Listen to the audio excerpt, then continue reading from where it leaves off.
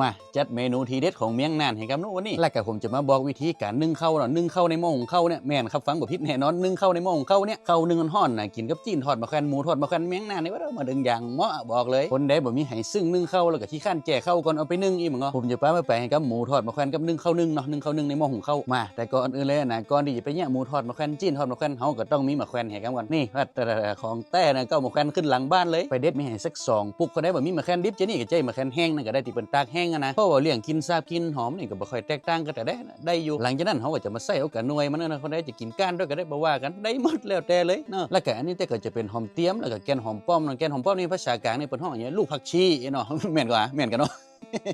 น่าจะแม่นเนี่ยแล้วก็เขาจะตำเขาจะมันเรียกมันแหลวจะเนี่ยครับเรื่องของ3 สิ่ง 3อย่างนี่นะหลังจากนั้นเขาก็จะไปมักกับจีนนะบอกว่าจะเป็นจีนหมูจีนไก่จีนงัวจีนควายได้หมดคนได้บ่กินหมูก็กินอย่างอื่นเนาะแล้วก็อันนี้จะเป็นแป้งเนาะมันคือแป้งนะแป้งอเนกประสงค์นะครับเนาะแล้วก็ปรุงรสตอนนี้ได้เลยก็จะใส่ผงปรุงรสซูรสแล้วก็น้ำหอมดองนะสุดท้ายจะเป็นน้ำบะไดน้ำเปล่าน้ำสะอาดนะใส่ลงไปสักถ้วยน้อยกำนั่นก็ยอมซุนกันฟันซุนกันมันเข้ากันดีๆหลังจากที่ของทุกอย่างมันเข้ากันดีแล้วกำนี้เขาก็จะไปมักเนาะมักแล้วไว้เอาไปยัดตู้เย็นไว้ก็ได้เนาะไปแล้วก็กำนี้ผมจะไปเตรียมข้าวเนาะข้าวนึ่งข้าวเหนียวเนี่ยข้าวสารเนี่ยเขาก็จะเอาข้าวนึ่งข้าวสารนี่นะไปนั่นก่อนไปช่วยล้างทำความสะอาดให้กันก่อนบางเตี่ยมันเป็นแป้งเป็นอย่างขาวๆนะเขาก็จะล้างข้าวของเขานะคือหน้ามันใสๆเลยครับนะแล้วก็จะเตรียมน้ำสะอาดใส่ลงไปให้มันปิมๆนะมองให้มันปกหน้าข้าวอีกนะจะไปใส่นักใส่หลายเนี่ยน้ำนะบางอันนี่เรียบร้อยข้าวแจ๊ะหมดหลังจากนั้นเขาก็จะเอาข้าวของเขานะไปหุงได้เลยกดหุงปกติได้เลยแล้วก็กับนี่ระหว่างที่เขารอข้าวที่เขาหุงที่เขานึ่งในหม้อหุงข้าวนะกับนี่มาทอดนี่เนาะทอดจีนเนี่ยเขามักละไว้นะไฟในการทอดนี่ใจไฟกลางค่อนข้างอ่อนครับแบบดีใจไฟแห้งนะบางเตี่ยเขาใจไฟแห้งล่ำเนี่ยดังนอกมันเป็นแป้งเนาะแป้งมันไหม้มีเหตุการณ์ดังไหนเหมือนอาซุกซ้ำจันนะเนี่ยบอกแยะเสร็จเรียบร้อยแล้วหมูทอดมะแขวนจีนทอดมะแขวนเฮาเนี่ย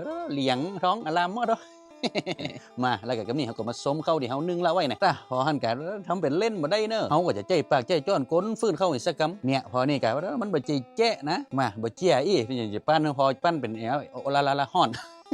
เนี่ยเป็นองคล่องก็ได้นี่องคล่องควายนอนก็ได้นี่ย้ำจะมีคนบ่เจียแล้วเนาะว่าหม้อหุงข้าวนี่มันนึ่งข้าวได้แต่กะบ่ใจหยาครับเนาะการนึ่งจะนี่น่ะสมัยอยู่เกาหลีเนี่ยผมเนี่ยมันขนาดนักให้ซึ่งนึ่งข้าวนี่บ่ได้กินแห้งผมแล้วก็วิธีนี่บอกเลยบ่ต้องไปแจกข้าวค่ำวันค่ำคืนใจเนี่ยจะนี่ได้เลยนี่เนี่ยเหมือนผมจะเนี่ยแล้วก็ข้าวที่เฮานึ่งที่เฮาหุงมานี่น่ะมันถึงหนุ่มนวลนึกๆซ้ำได้กินกับหมูทอดจีนทอดมะแขวนนี่ซ้ำให้บอกเลยว่าเด้อเบสโนนึงในดวงใจ